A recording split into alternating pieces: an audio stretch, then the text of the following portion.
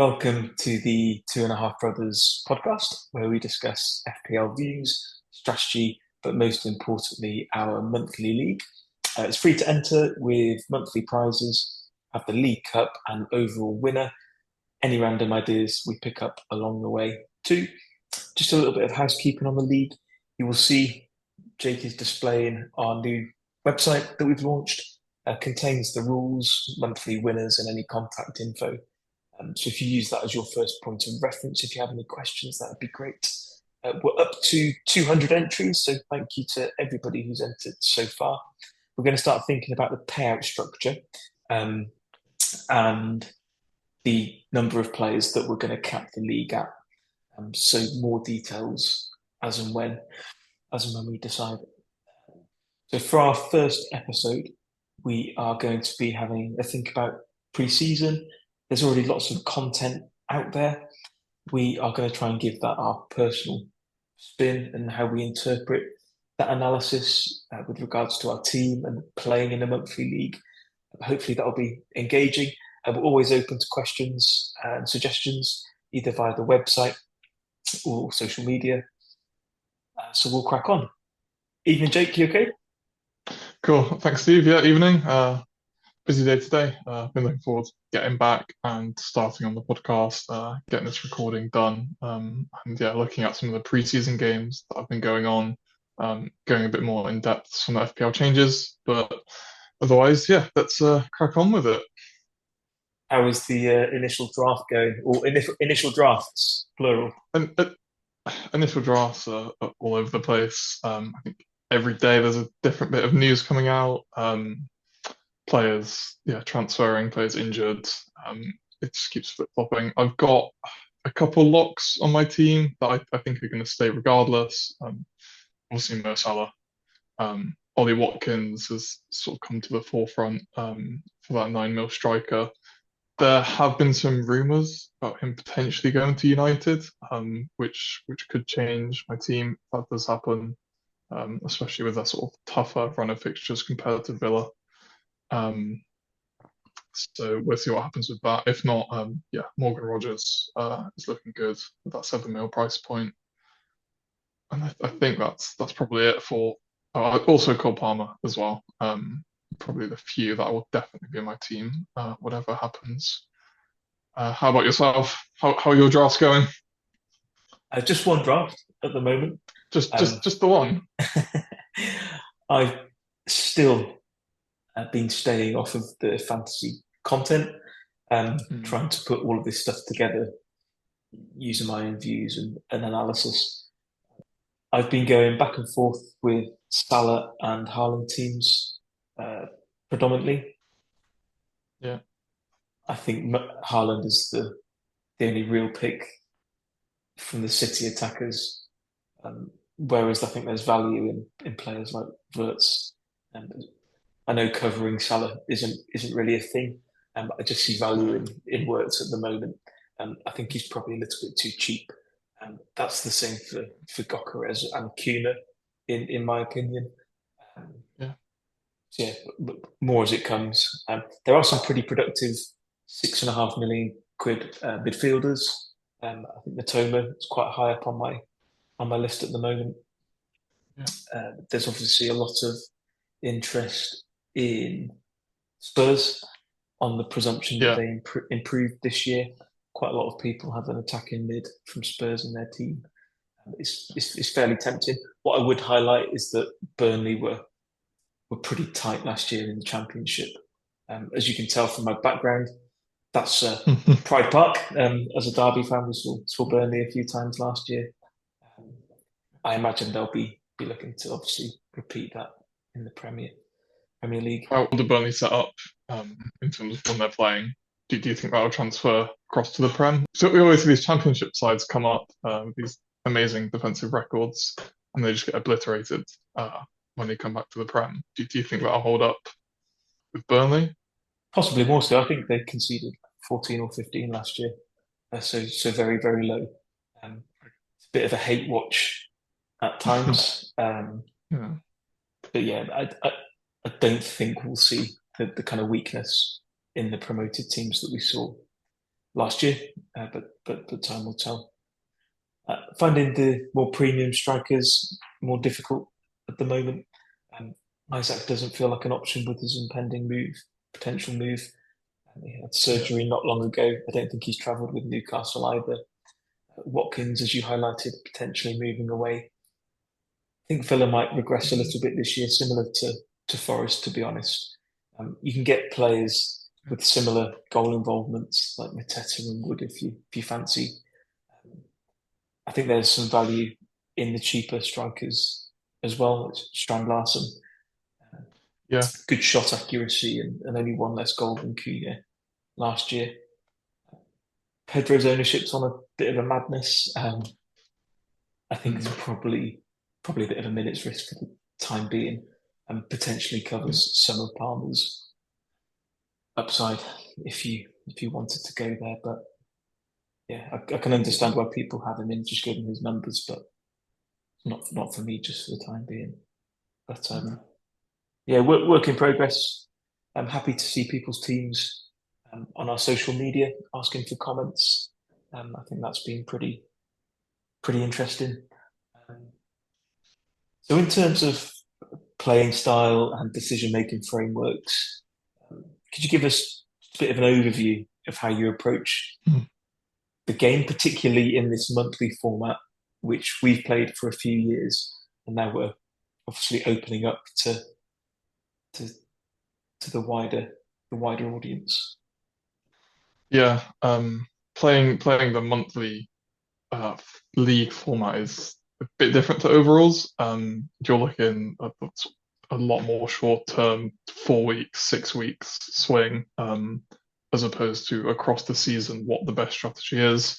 It might mean you're using a triple captain at sort of a less optimal point as to when you'd want to use it to secure that month. Maybe you're using a bench boost when there's no doubles. But in terms of players and selection, I think you're definitely just looking to target those week fixtures within the month. Um, in terms of sort of player selection, I like to play by sort of trying to watch as many games as I can, highlight sort of couple players I think are looking good, passing the eye test as people like to call it, and then try and back that up with stats and sort of positioning, sort of number of shots, accuracy, and then watching those players and trying to move to them in my team. I think is probably the way to go. I think just going too stats heavy is, I don't know, makes it less enjoyable. Having a player sort of like Munoz in your team, watching him dash into the striker box from right back is always good fun whenever you're watching a Palace game. So yeah, that's sort of the approach I like to take. How would you recommend playing the monthly format? Well, I have some ideas on it. I don't know if they'd be considered recommendations, but it's definitely a Yeah. more engaging way to play. Like you say, you Mm. potentially forego some overall ranking points, playing this more aggressive style that's kind of bookended each each month, but it does keep things really fresh all season. Um, I think our processes are probably quite similar.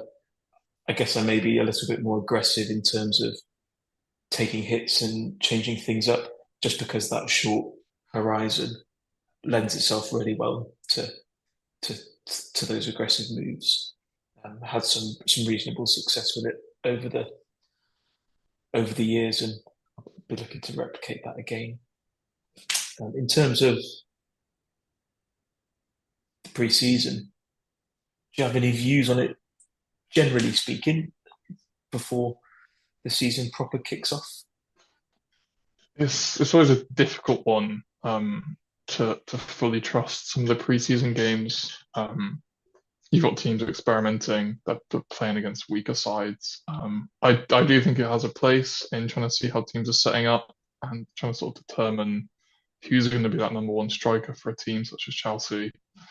Um, Sort of especially when you've got new signings coming in. Watching United with Cunha straight away, he looked involved in the game, really good on the left side. The only issue I had watching that was Bruno bagging the two goals. So even with Cuno coming in, Bruno still looks like he might be the main man, which makes it a bit more difficult for selection. Because yeah, Cuno was originally in my team, but that might change if he's not involved in the goals. Watching the summer series games, Everton holding 3 goals to Bournemouth, again makes Pickford look quite expensive at 5.5 mil. I think a couple of the main Everton defenders are rumored to be injured as well. So for me, I think I'll stay far away from that Everton side. I know people do have them in their team, but for me, I think it's a pass. But how about you? Have you been keeping up much on the preseason or No, absolutely not. not at all? I think I think it's more noise than signal, to be Yeah. honest. So I've never paid that much attention to pre-season.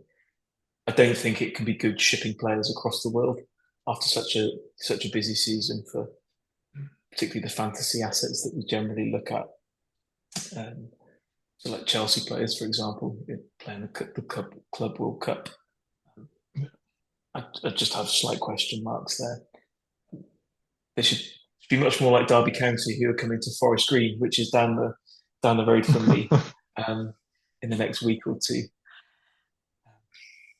So yeah, I'll maybe have a bit of a read around before we get to the start of the season, but otherwise, I don't pay too much attention at all. As you say, teams are experimenting, players are getting kind of 45 minutes sometimes. So it's very difficult to infer much from those preseason games. Lastly, to focus on the game changes, just briefly, the doubling up of chips, the 5 free transfers ahead of AFCON, defensive action points get a bump, and there's no assistant manager chip. So there's lots of content out there. We've linked to the Premier League website, so do have a read around. Our view on those changes is that the formulaic approach being torn up is really great. Last season, certainly in the second half, there was quite a well-defined template and structure to chip usage. It's excellent to see that effectively gone. I'm sure there'll still be some convergence as we move through the season, but it's great to see people melting down about the changes, throwing everything up in the air. I think it's really good. Extra decision points, I think, is a positive, whether you're super focused and super engaged on the game or you play things a bit more casually. I think that lends itself really well to our league format that plays on a monthly basis. Um, and we should score more points overall, and who doesn't like 90-point weeks? So that's my view on it. I'll play the game similarly, quite an aggressive manner. We'll just have more chips to play around with. Anything for you, Jake, on that one? Yeah, in terms of the chips, I think it is a big shake-up in terms of how people are going to play the game. I think quite a popular bandwagon we've seen already is bench boosting in game week 1. I, for one, will not be doing that. I think it's too much of a risk. It's the first game week, anything can happen. You don't know what players are going to start. I think you need a few weeks of data before you can try and assess that. Yeah, I just think it's madness.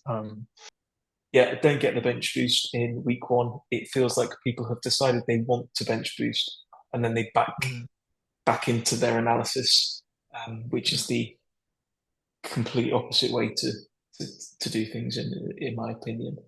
But best of luck to them. Bench boost is a fairly weak chip overall, um, in a single game week in particular. Um, Maybe that's just my personal experience with it more than anything else. So yeah, that's more your judgment, I think, as opposed to as to how you use the chip. I think how many points was it last season? Roughly six.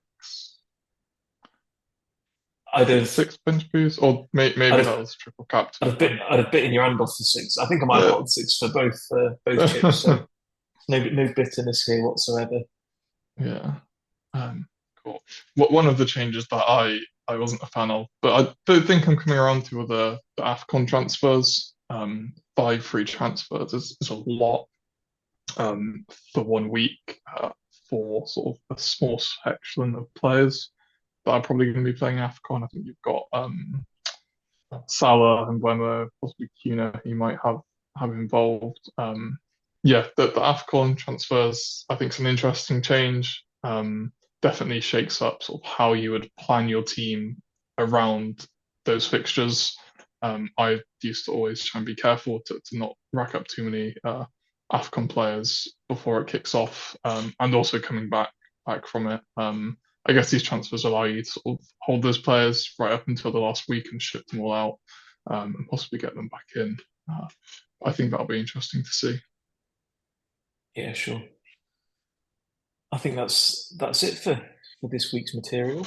Just wanted to plug our next episode where we'll be roasting each other's initial drafts. So do tune in for that. Sign up to the monthly league if you haven't. And if there are any questions, either reach out to us via the website or on social media. Anything else from you, Jake? No, I think that's it. Again, yeah, thanks for listening. Thanks for all the support over on the socials, and we shall see you on Sunday for the roast. Cheers. Cool.